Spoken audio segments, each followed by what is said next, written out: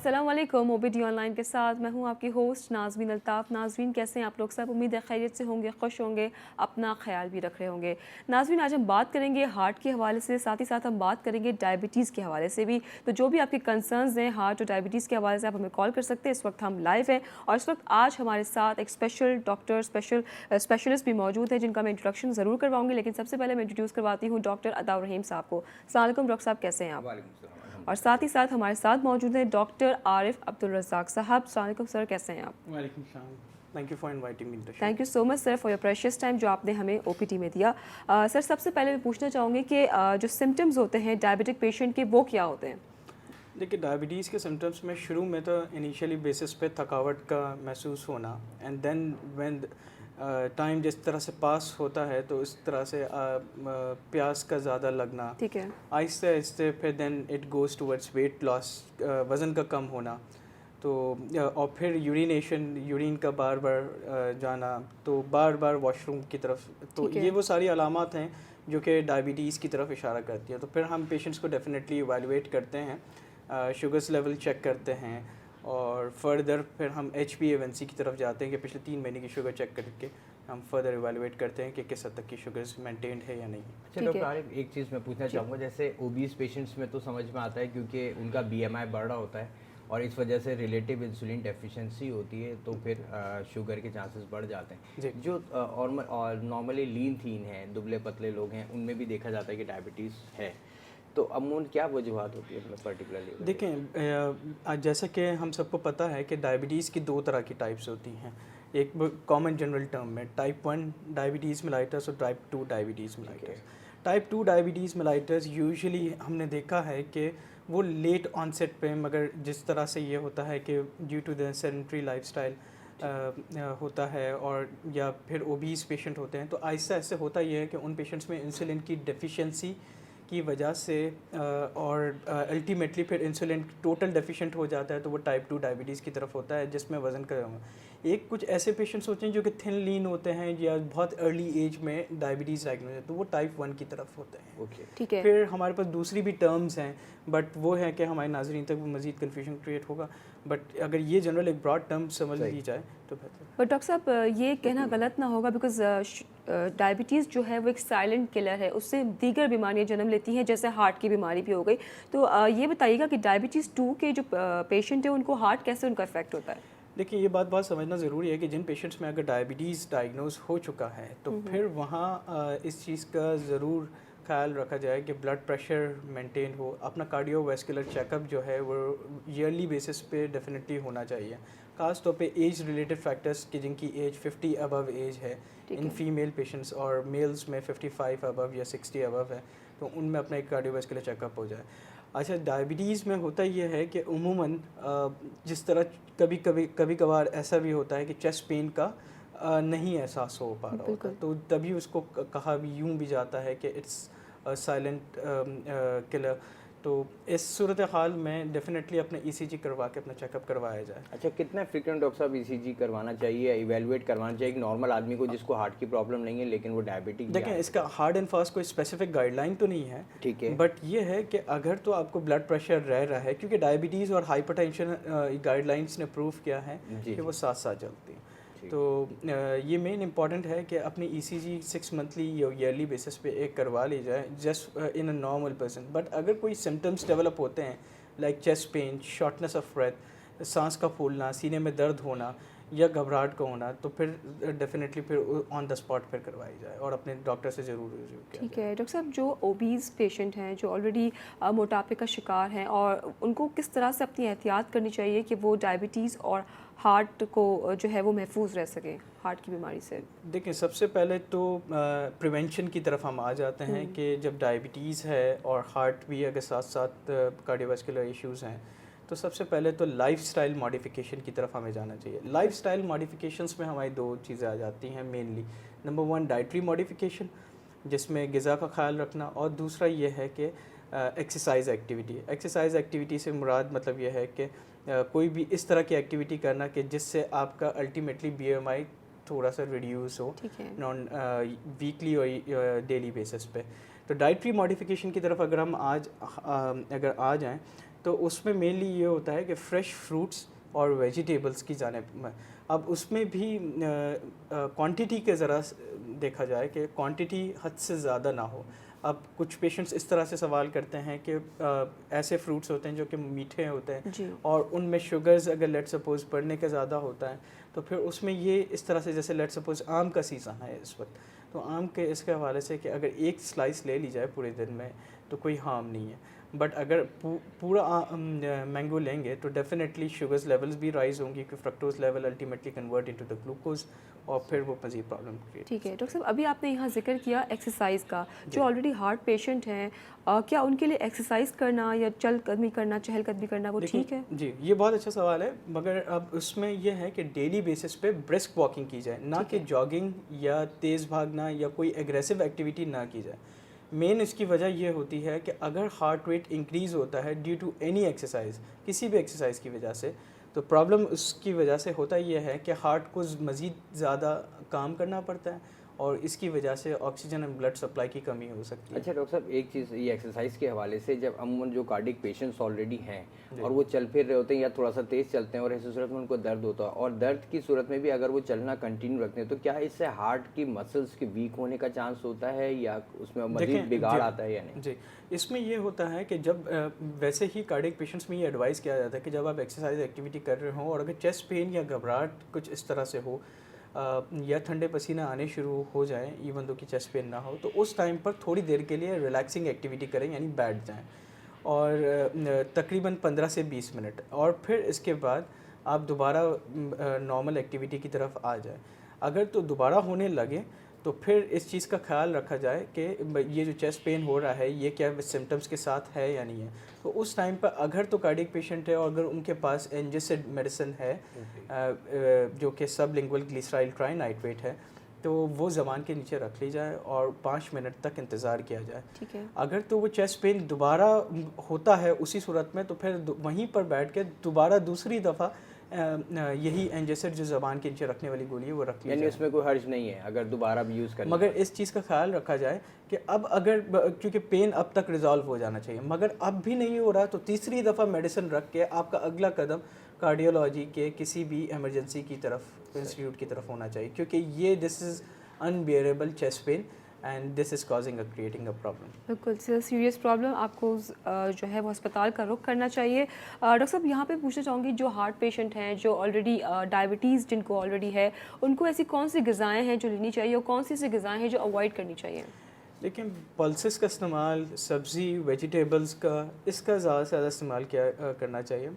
Meet का avoid करना चाहिए। मीट में इस तरह के है कि हफ्ते में एक दफ़ा लाइक चिकन या बड़े का गोश्त अगर वो लेना चाह रहे हैं तो वंस इन अ मंथ कर लिया जाए, या उसको अवॉइड करना बहुत लाजमी ज़रूरी है, क्योंकि जब मीट बहुत ज़्यादा ले लिया जाता है तो डायबिटीज़ के साथ यूरिक एसिड का भी बढ़ने का भी खतरा होता है, तो हाइपर यूरिसीमिया होता है, फिर जोड़ों में दर्द और दूसरी चीज़ों को भी भारी होता है। तो इस बेटर ये है कि सब्ज़ियों का इस्तेमाल ज़्यादा बेहतर किया जाए।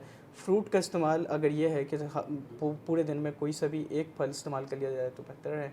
साथ साथ इसका ये भी ख्याल रखा जाए कि कोई भी चीज़ जो लें वो ज़रूरत से ज़्यादा, यानी मकदार क्वांटिटी का इस्तेमाल किया जाए। यानी इसकी एक छोटी सी मिसाल है कि अगर एक पेशेंट है या कोई भी डायबिटिक पेशेंट है कि जो कि रोटी और चावल एक साथ ले रहा है, तो ये सही नहीं है। या तो वो रोटी ले या तो वो चावल ले, और रोटी में भी इस तरह से है कि उसकी भी क्वांटिटी उसके हिसाब से देखी जाए कि कम से कम एक रोटी ले तो ज़्यादा बेहतर है। बिल्कुल, इफ़ यू आर डायबिटिक तो आपको अपना शुगर लेवल जो है वो चेक एंड बैलेंस रखना भी बहुत ज़्यादा ज़रूरी है। फ़िलहाल मुझे कहा जा रहा है कि ब्रेक की तरफ चलना है। जब हम ब्रेक से वापस आएंगे तो मज़ीद हमारी गुफ्तगू जारी रहेगी डॉक्टर आरिफ साहब और डॉक्टर अताउर रहीम के साथ। तो जनाब मिलते हैं आपसे शॉर्ट कमर्शियल ब्रेक के बाद।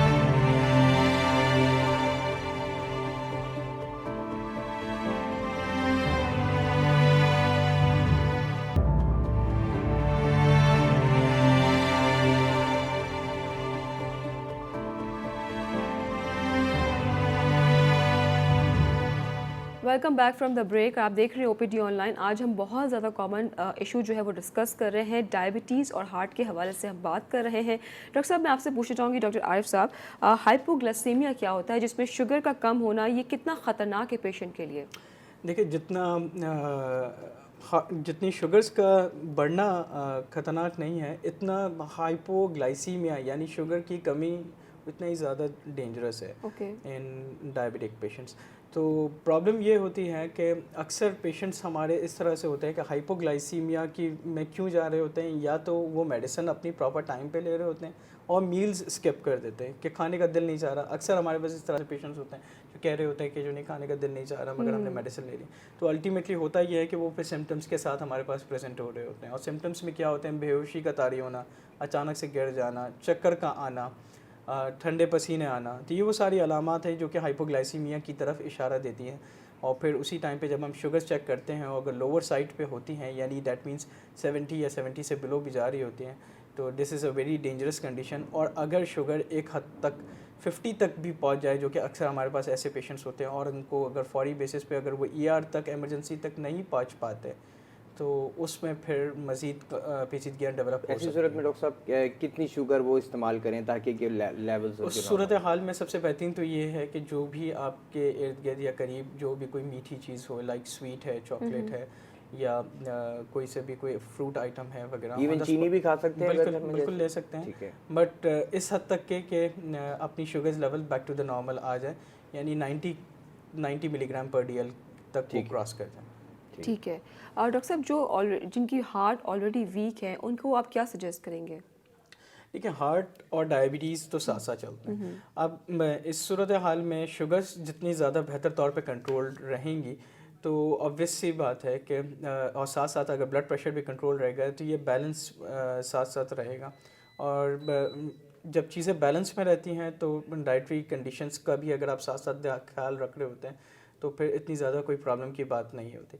मगर इस सूरत हाल में सारी चीज़ों का हमें यहाँ ये कहने का जो मेन एक प्रॉब्लम ये मकसद ये है कि हमारे पास अक्सर पेशेंट इस तरह से आ रहे हैं कि डायबिटिक होते हैं और साथ में कार्डियक रिलेटेड इश्यूज इस तरह से होते हैं कि वो हाइपोग्लाइसीमिया के सिम्टम्स प्रेजेंट कर रहे होते हैं, जैसे चक्कर का आना।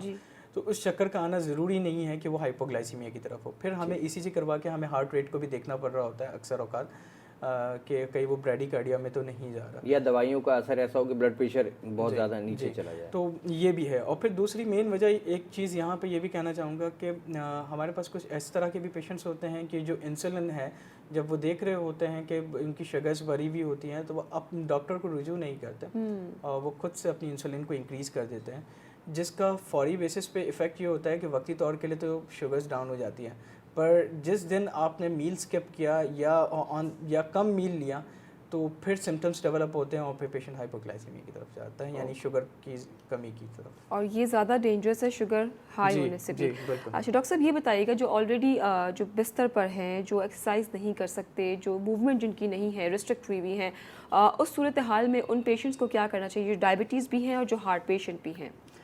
देखिए, बेड रिडन पेशेंट्स में हम उमूमन लोअर साइड पे डोज रख रहे होते हैं मेडिसिन के पॉइंट ऑफ व्यू से भी, या वो पेशेंट्स जो इंसुलिन पे भी हैं। बट इट ऑल डिपेंड्स कि ये सारा डिपेंड उसी सूरत में करता है कि शुगर्स कितनी किस हद तक मेंटेन्ड है। दूसरा ये कि जो बेड रिडन पेशेंट्स होते हैं उनमें हमें लाजमी ये भी देखना पड़ रहा होता है कि उनके गुर्दे के जो फंक्शंस हैं वो प्रॉपर हैं या नहीं है। अगर तो वो नहीं है, यानी यूरिया क्रिएटिनिन हम कर रहे होते हैं, क्रिएटिनिन क्लियरेंस हम निकाल के देख रहे होते हैं, अगर तो वो नॉर्मल की जानिब है तो फिर हम जो मेडिसिन है वो सेफली दे सकते हैं। क्योंकि होता यूँ है कि अगर गुर्दे या किडनी फंक्शंस प्रॉपर नहीं कर रही होती हैं तो यानी GFR अगर गिर जाएगा तो फिर उसमें अल्टीमेटली होता यह है कि retention of insulin in the body और मेडिसिन या फिर मेडिसिन की मेटाबोलाइट इतनी हो जाती है तो रिटेंशन हो जाती है, तो फिर अल्टीमेटली उसमें भी पेशेंट्स हाइपोग्लाइसीमिया की तरफ जा रहे होते हैं। ठीक तो है, हमें किडनी फंक्शंस को भी मेंटेन रखना बहुत ज़रूरी है। बिल्कुल। कॉलर ने हमें ज्वाइन किया है। हेलो, अस्सलाम वालेकुम। वालेकुम सलाम। जी, कौन बात कर रहे हैं? राहिल बात कर रहा हूँ कराची से। जी, क्या पूछना चाहेंगे आप? मेरा डॉक्टर साहब से सवाल है कि डॉक्टर साहब मेरे फादर थे, उनकी एज तकरीबन 70 ईयर्स है, तो 2 साल पहले उनका एंजियोप्लास्टी हुई थी, स्टेंट उनको इंसर्ट किया गया था। तो मुझे आपसे एक सवाल पूछना है कि स्टेंट की क्या कोई लाइफ होती है कि 2 साल 5 साल 10 साल के बाद दोबारा स्टेंट इंसर्ट किया जाता है या फिर कोई और? मैंने सुना है कि स्टेंट की कोई लाइफ होती है 2 साल 3 साल 5 साल, तो क्या ये बात दुरुस्त है? शुक्रिया आपके सवाल का। देखें, ये एक जनरलाइज वे में अगर मैं स्टंट की लाइफ का मैं कहूँ जो कि है, तो वो तकरीबन ये पेशेंट टू पेशेंट वेरी करता है। दूसरा ये कि अगर जनरलाइज वे में ये तकरीबन 9 से 10 साल तक अप्रॉक्सीमेट रहता है, बट बाज़ औक़ात इस तरह से होता है कि वो पेशेंट्स जो कि, क्योंकि स्टंट भी दो तरह के होते हैं, एक ड्रग ल्यूटिंग स्टंट होता है जिसे डैसम कहते हैं, और दूसरा होता है बेयर मेटल स्टंट जिसे BMS कहते हैं। ये वो दो स्टंट्स हैं कि जिसमें हमें कुछ मेडिसिन ऐसी होती हैं जो कि कम से कम 1 साल तक हमें लेनी पड़ती हैं। अगर इस दौरान पेशेंट किसी भी वजह से, चाहे फाइनेंशियल कंडीशन की वजह से, या वो भूल जाता है वो मेडिसिन लेना, जिसमें मैं एस्प्रिन, एस्कार्ड जिससे मैं कहता हूँ, एस्प्रिन है और क्लोपिडोग्रिल है, मार्केट में डिफरेंट नेम्स के साथ अवेलेबल है, तो अगर वो भूल जाता है तो उस सूरत हाल में होता यूँ है कि स्टंट के ब्लॉकेज होने के चांसेस होते हैं। तो ये कहना कि 2 साल या 3 साल या 5 साल, इस तरह ऐसा कुछ नहीं है। ये सेम गोज़ फॉर, यही सेम बात जो नहीं आपके बाईपास की तरफ भी है कि जो कैबेज जैसे हम कहते हैं, उसकी भी लाइफ तकरीबन 10 ईयर्स तक अप्रॉक्सीमेट होती है, जो कि ग्राफ्ट लगाया जाता है। ये एक जनरलाइज्ड प्रोडक्ट भी है, बट ये वेरी हो सकती है, कम भी हो सकती है और ज़्यादा भी हो सकता है। इसका सारा दारोमदार उस सूरत में होता है कि जो कार्डियक पेशेंट्स होते हैं वो अपनी मेडिसिन थ्रू आउट लाइफ ता हयात उन्हें मेडिसिन अपनी जारी रखनी होती है। अच्छा डॉक्टर साहब, एक चीज़ पूछना चाहूँगा, जो स्टेंट्स डालते हैं, फ़र्ज़ करें हार्ट बिल्कुल एक्टिव था, यानी इजेक्शन फ्रैक्शन नॉर्मल रेंज में था, और ऐसी सूरत में उन्होंने स्टेंट डलवाया, तो अमूमन वो अपनी फिजिकल एक्टिविटीज़ रिड्यूस कर देते हैं ये सोच के क्योंकि स्टेंट डला है अब वो तेज़ नहीं चल सकते या अपनी नॉर्मल फिजिकल एक्टिविटीज़ बहाल नहीं रख सकते, क्या ये सही है? देखिए डॉक्टर साहब, हमारे पास वक्त थोड़ा कम है, तो आप इसका शॉर्ट आंसर दीजिएगा, फिर हम इख्तिताम पे चलेंगे। जी, फ़िज़िकल एक्टिविटी तो अपनी जारी रखनी पड़ेगी। दूसरा ये है कि जिस तरह से मैंने कहा था कि लाइफस्टाइल मॉडिफिकेशन में डाइट्री और एक्सरसाइज दोनों अपनी एक्टिविटी ये रखनी है, और साथ साथ मेडिसिन का, कार्डियक मेडिसिन का जो इस्तेमाल है वो ता हयात जारी रहना ज़रूरी है। ठीक है, आज शो का टाइम हमारा कम है, अब नेक्स्ट 10 डेज़ जो हैं वो हम हाफ एन आवर के लिए आया करेंगे, तो आपकी जो भी कंसर्न्स हो आप हमें कॉल कर सकते हैं 10 से 10:30 बजे के दरमियान। और डॉक्टर साहब, आप डॉक्टर अताउर रहीम, आप चाहते थे क्या मैसेज देना चाहेंगे?